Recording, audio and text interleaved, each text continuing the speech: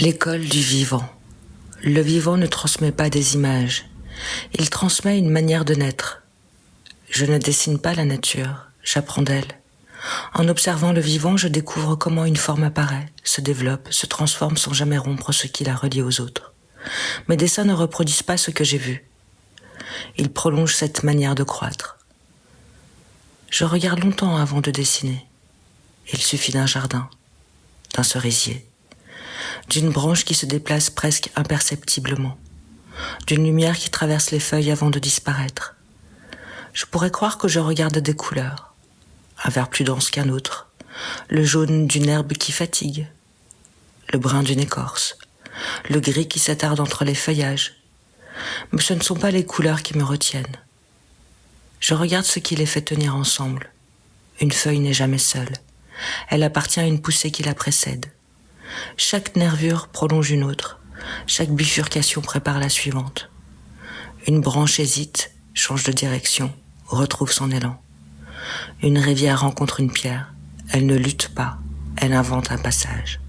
Partout, je retrouve cette même qualité. Rien ne cherche à impressionner. Rien ne cherche à convaincre.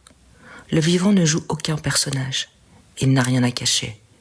Il coïncide entièrement avec ce qu'il est. Cette simplicité me repose. Je n'ai rien à interpréter. Aucun sous-entendu. Aucune stratégie.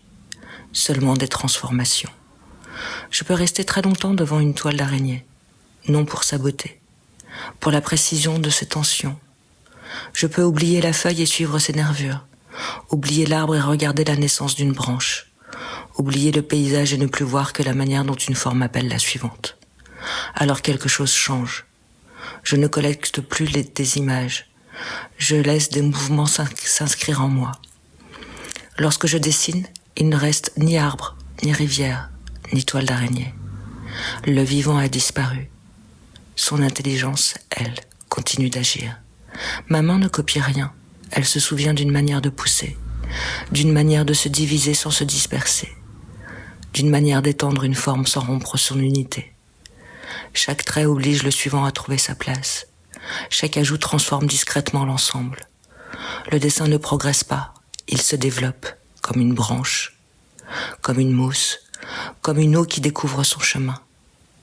Je comprends alors ce que je viens chercher dehors.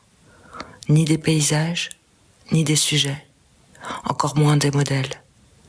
Je viens apprendre comment une forme trouve sa nécessité, comment elle grandit sans violence, comment elle accueille chaque changement, sans perdre sa cohérence.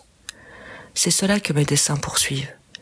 Ils n'imitent pas le vivant, ils prolongent son élan. Ils cherchent eux aussi à faire naître une forme qui semble avoir toujours été là, alors qu'elle est en train d'apparaître. Peut-être est-ce cela dessiné. Continuer par d'autres moyens ce que le vivant invente en silence depuis toujours.